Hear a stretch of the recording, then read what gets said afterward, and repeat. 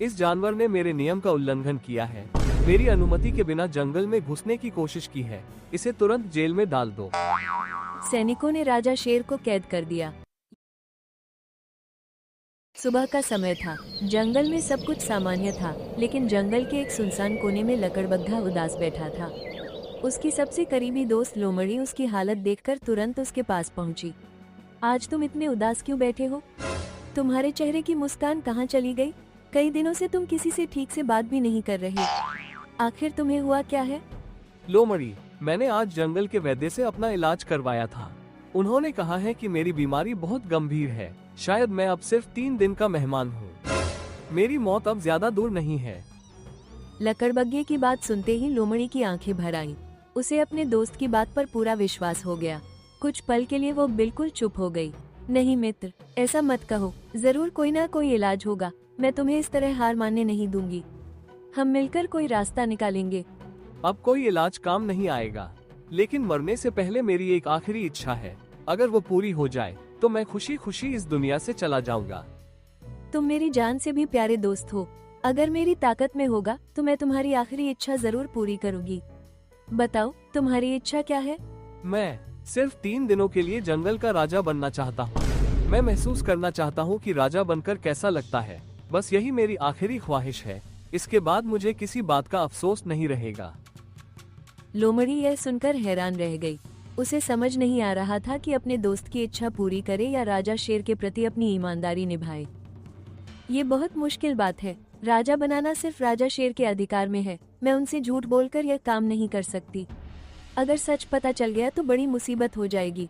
देखो लोमड़ी, मरने वाले की आखिरी इच्छा ठुकराना अच्छा नहीं माना जाता। बस तुम वैसा ही करना जैसा मैं कहूँ, बाकी सब मैं संभाल लूंगा।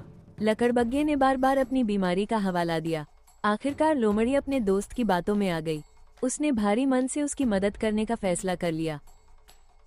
ठीक है, मैं तुम्हारी आखिरी इच्छा पूरी करने की कोशिश करूंगी, लेकिन उम्मीद है कि इससे किसी का नुकसान नहीं होगा। मैं सिर्फ तुम्हारी खुशी के लिए ये कर रही हूँ। उसी दोपहर राजा शेर अपने महल के बाहर धूप में बैठे जंगल के कामकाज पर विचार कर रहे थे। तभी लोमड़ी तेजी से उनके सामने पहुंची।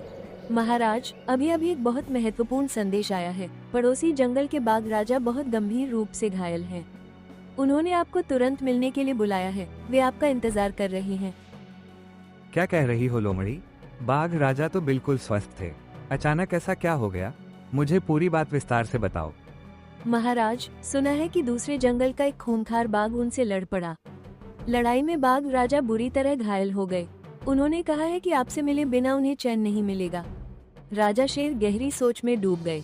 अगर वे अपने मित्र के पास जाते हैं तो आने जाने में पूरे 3 दिन लगेंगे, लेकिन अगर नहीं गए तो शायद वे अपने सबसे पुराने मित्र से आखिरी बार भी नहीं मिल पाएंगे। एक तरफ उनका बीमार मित्र था तो दूसरी तरफ पूरे जंगल की जिम्मेदारी। उन्हें समझ नहीं आ रहा था कि कौन सा फैसला सही होगा। अगर मैं अपने मित्र के पास जाता हूँ तो आने जाने में पूरे 3 दिन लग जाएंगे, लेकिन जंगल को बिना राजा के भी नहीं छोड़ सकता। आखिर क्या करूं? तभी लकड़बग्घा धीरे धीरे चलते हुए दरबार में पहुंचा। वो जानबूझकर बहुत कमजोर होने का अभिनय कर रहा था। महाराज, मुझे जंगल के वैद्य ने बता दिया है कि मैं अब ज्यादा दिन नहीं जी पाऊंगा। मेरी बस एक आखिरी इच्छा है। क्या आप उसे पूरा करेंगे? तुमने हमेशा इस जंगल में शांति से जीवन बिताया है। अगर तुम्हारी इच्छा मेरे अधिकार में होगी तो मैं उसे पूरा करने की पूरी कोशिश करूंगा। बोलो, तुम्हारी इच्छा क्या है?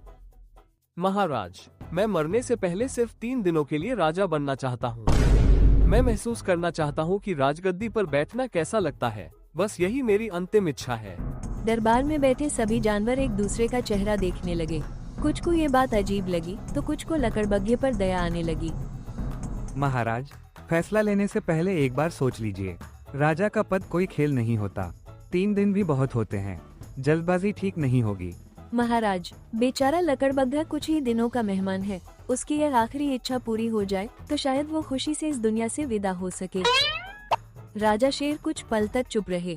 फिर उन्होंने अपने बीमार मित्र और लकड़बग्घे की अंतिम इच्छा दोनों के बारे में एक साथ सोचा। अगर मैं बाघ राजा से मिलने जाऊं तो ठीक 3 दिन में वापस लौट आऊंगा। इन 3 दिनों के लिए किसी को जंगल संभालना ही होगा। शायद यही सही समय है।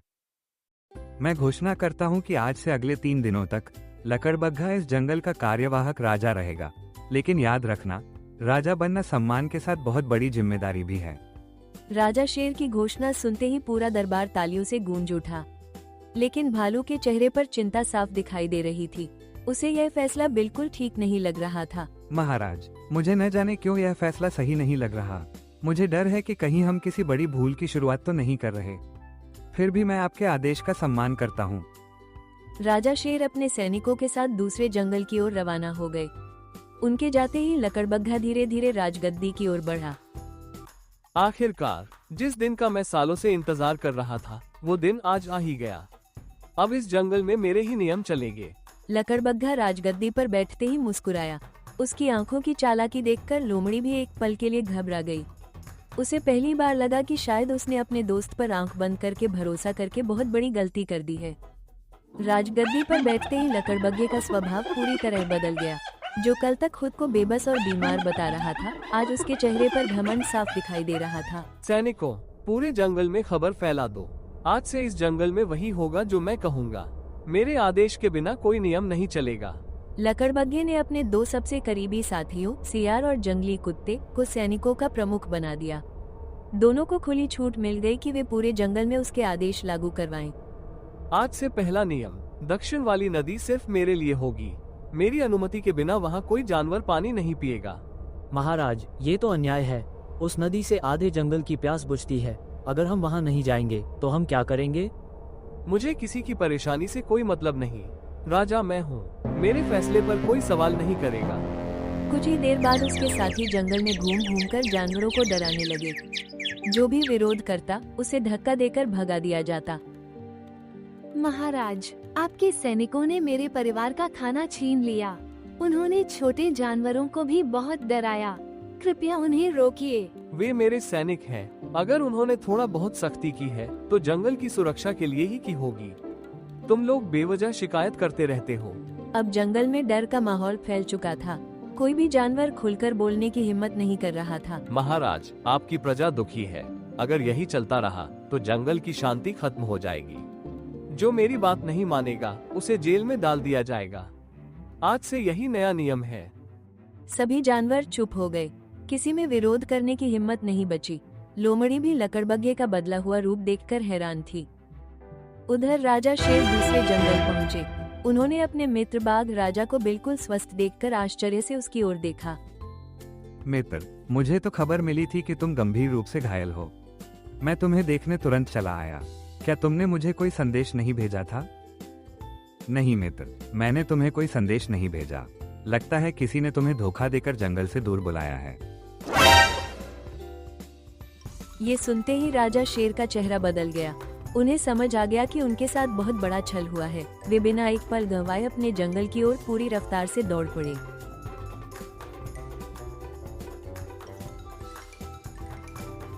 राजा शेर पूरी रफ्तार से अपने जंगल की सीमा पर पहुंचे, लेकिन जैसे ही वे अंदर जाने लगे, लकड़बग्घे के सैनिकों ने उनका रास्ता रोक लिया। रुक जाइए, हमारे महाराज लकड़बग्घा के आदेश के बिना कोई भी जानवर जंगल में प्रवेश नहीं कर सकता। आपको पहले उनकी अनुमति लेनी होगी। तुम लोग पागल हो गए हो क्या? मैं इस जंगल का असली राजा हूँ।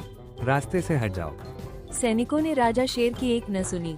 उन्हें पकड़कर सीधे दरबार में ले जाया गया, जहाँ लकड़बग्घा शान से राजगद्दी पर बैठा था।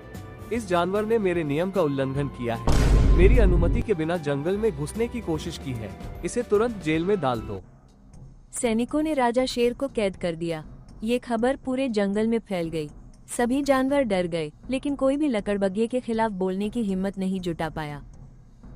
रात होते ही भालू चुपके से जेल पहुंचा। उसने राजा शेर को सारी स्थिति बताई और दोनों ने मिलकर लकड़बग्घे को उसकी ही चाल में फंसाने की योजना बनाई। महाराज, चिंता मत कीजिए। कल तक सब बदल जाएगा।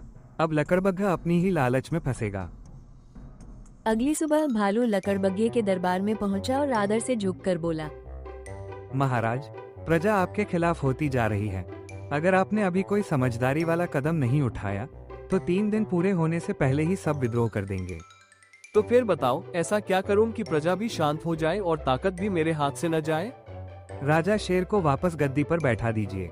आप खुद महामंत्री बन जाइए। प्रजा खुश हो जाएगी, लेकिन असली ताकत आपके पास रहेगी। लालच में अंधा हो चुका लकड़बग्घा भालू की बातों में आ गया। उसने तुरंत राजा शेर को जेल से रिहा कराया और दोबारा राजगद्दी पर बैठा दिया। आज से मैं फिर इस जंगल का राजा हूँ और राजा का पहला अधिकार होता है कि वो जंगल के नियम बदल सकता है। मैं सबसे पहले महामंत्री वाला नियम समाप्त करता हूँ। इसके साथ ही लकड़बग्घे के सभी अधिकार इसी क्षण खत्म किए जाते हैं। नहीं, यह नहीं हो सकता। मैं अभी तुम्हें राजा के पद से हटा दूंगा।